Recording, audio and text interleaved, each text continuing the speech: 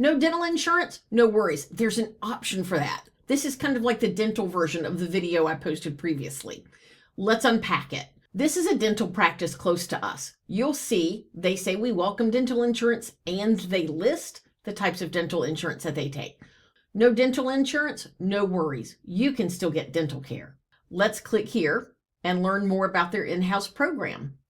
They'll tell you about it. And if you scroll down, what you see is the monthly pricing with annual plans available. Those probably include a little bit of a discount and exactly what it is you're going to get for your money. And look, if you look at everything they're offering here, that should cover most families.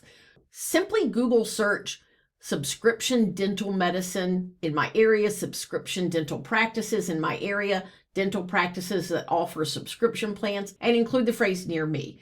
And you should be able to come up with that. Here's to happy smiles.